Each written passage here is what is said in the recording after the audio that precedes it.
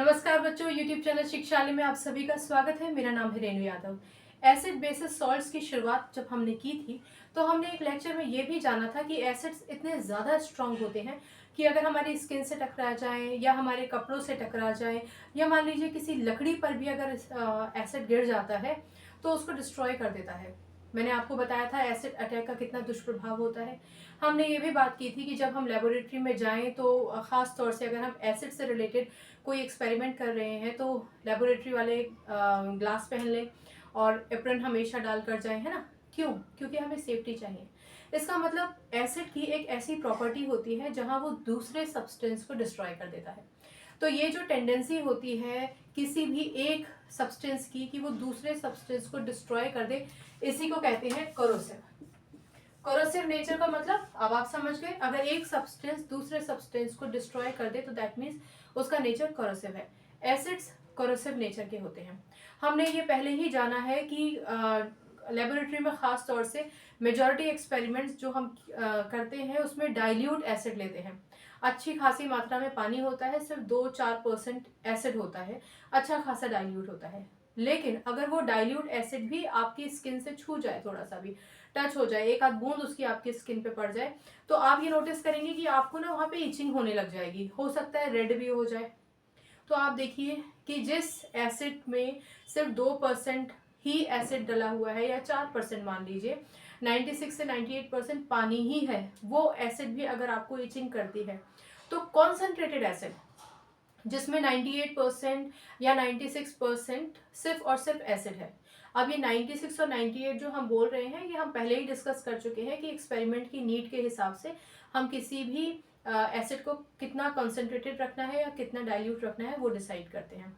जो कुल मिलाकर आपको आज मैं समझाना चाहती हूँ वो ये है कि अगर डाइल्यूट एसिड आपको इचिंग दे सकता है, अनकंफर्ट दे सकता है, तो कॉन्सेंट्रेटेड एसिड तो बहुत ही ज़्यादा खतरनाक होता है।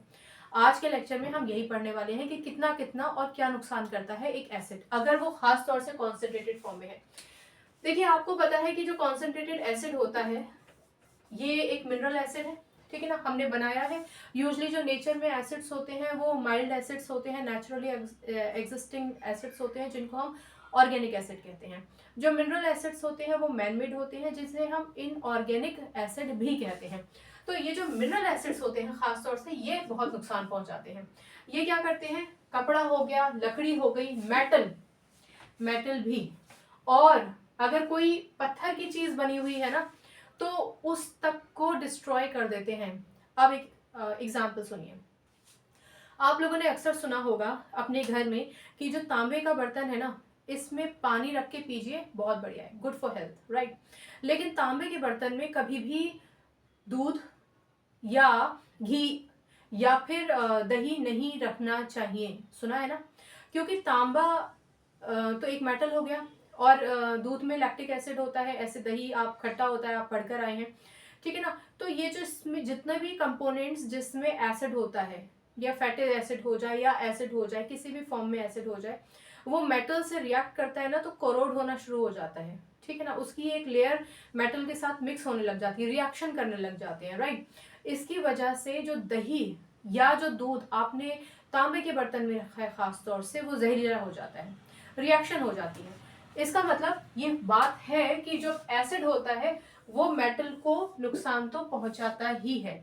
इसके अलावा अगर आप लेबोरेटरी में देखेंगे तो वो कंटेनर जिसमें या वो बीकर जिसमें एसिड रखा हुआ है उस बीकर के नीचे वाला जो पोर्शन है बॉटम, आप देखेंगे कि वो लकड़ी अक्सर काली हो जाती है। अगर आपकी लेबोरेटरी में लकड़ी की रैक है तो जिस बीकर में एसिड रखा हुआ है उस बीकर के नीचे वाला जो बॉटम होगा अक्सर वो ब्लैक कलर का हो जाता है। क्यों? क्योंकि कई बार एसिड के जो बीकर हैं उसमें जब आप एसिड इस्तेमाल करते हैं तो इस पूरे प्रोसेस में एक आधी बूंद टपक टपक के रिस के लकड़ी पर चली जाती है, जिसकी वजह से वो उस पूरी लकड़ी को जला देती है, वो थोड़ी सी ब्लैक कलर की हो जाती है। क्लियर? ऐसे ही जो स्टोन होते हैं उस स्टोन के साथ भी अगर एसिड आप डाल देंगे तो स्टोन में जो कैल्शियम कार्बोनेट होता है, ठीक है, उस कैल्शियम कार्बोनेट के पूरे पूरे स्टोन के सरफेस को वो टार्निश कर देगी, बहुत सारा CO2 गैस रिलीज होगा और सॉल्ट बन जाएगा। ये इक्वेशन आपसे नहीं पूछी जाएगी। किसी भी क्लास में नहीं पूछी जाएगी। जो मूलतः आपको बताना चाह रही हूँ वो ये है कि ऐसा नहीं कि हम तो नेचुरली ईश्वर ने हमें बना के भेजा है तो हमें ही नुकसान पहुंचा रही है, नहीं, पत्थर को भी नुकसान पहुंचा रही है, मेटल को भी नुकसान पहुंचाती है एसिड। खास तौर से एसिड अगर अपने कॉन्सेंट्रेटेड फॉर्म में हो तो डेफिनेटली वो बहुत ज्यादा हैजार्डस है। चलिए, इसके अलावा कोरोसिव होती है, मैंने आपको बताया दूसरे सब्सटेंसेस को डिस्ट्रॉय कर देती है, जैसे हमने यहाँ पर पढ़ा। कॉन्सेंट्रेटेड फॉर्म में आप हाइड्रोक्लोरिक एसिड की बात कर लीजिए, सल्फ्यूरिक एसिड की बात कर लीजिए, नाइट्रिक एसिड की बात कर लीजिए, खास तौर से बहुत ज्यादा हैजार्डस है। ठीक है, इसके अलावा अब इनके हैजार्ड से कैसे बचा जाए। आप लोगों ने अक्सर देखा होगा आपकी लेबोरेटरी में कोई भी एसिड कंटेनर उसका हमेशा ग्लास का ही होगा, यानी अगर आपको एसिड को स्टोर करना है तो आप मेटल में कभी स्टोर नहीं करेंगे, हम ये बात पढ़ चुके हैं, कोरोड कर देगा, उसके लेयर को डिस्ट्रॉय करने शुरू कर देगा।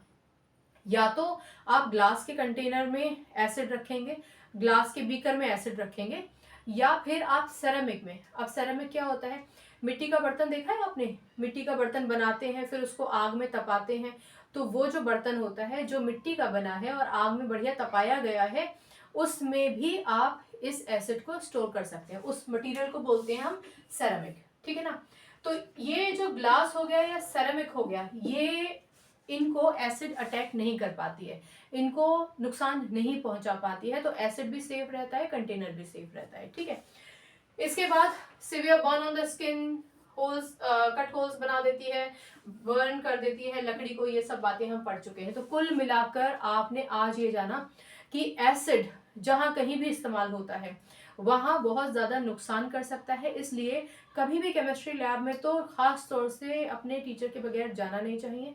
कभी भी जाकर स्टोर रूम में से किसी भी एसिड को नहीं लेना चाहिए, वो बहुत ज़्यादा खतरनाक हो सकता है। टीचर की प्रेजेंस में ही एसिड को इस्तेमाल करें, अलग से बिल्कुल भी अलाउड ही नहीं है। पहली बात तो अगर आपको कभी ऐसा लगे कि आज हमारी टीचर नहीं आई है, सब्स्टिट्यूशन टीचर के साथ जाके करने, तो मत कीजिए, कोई एक्सपेरिमेंट ऐसा मत कीजिए। एसिड से हमेशा सावधान रहिए, कोई भी चीज़ जो एसिड की है उससे दूर रहकर एक्सपेरिमेंट कीजिए। जब कभी भी हम डाइल्यूट एसिड बनाते हैं कॉन्सेंट्रेटेड एसिड से, तो इस पे पूरा एक लेक्चर है, उस लेक्चर में एक बात और आपको जान लेनी चाहिए थी कि हमेशा एक बेस को हम रखते हैं अपने साथ, ताकि अगर 1% हमारे ऊपर एसिड आ भी जाती है तो हम फौरन बेस लगा लें, क्योंकि बेस एसिड को न्यूट्रलाइज कर लेता है। ठीक है, छोटा सा लेक्चर था, आई होप आपको समझ में आया होगा। हमेशा याद रखिए कि लेबोरेटरीज में साइन बने हुए होते हैं, जो एसिड्स होते हैं ना उस पर साइन बने होते हैं, कहीं तो हाथ बना हुआ होगा, ठीक है, या फिर कहीं लकड़ी बनी हुई होगी, और अगर हाथ बना रखा है उन्होंने मान लीजिए, तो यहाँ पर एक छोटा सा इस तरीके से बना देंगे, ठीक है, हैजार्डस है। या फिर लकड़ी अगर बना रखी है तो ऐसे बना रखेंगे, यानी ये एसिड डलने से लकड़ी खराब हो गई है, या फिर एसिड डलने से ये हाथ जल गया है, इसलिए एसिड को इस्तेमाल मत कीजिए। तो इस तरीके से कुछ सिंबल्स भी होते हैं, उसकी किसी और लेक्चर में बात करेंगे। आज आपने जाना कि एसिड्स कोरोसिव इन नेचर है। कोरोसिव का मतलब वो सब्सटेंस जो दूसरे सब्सटेंस को डिस्ट्रॉय कर सकता है।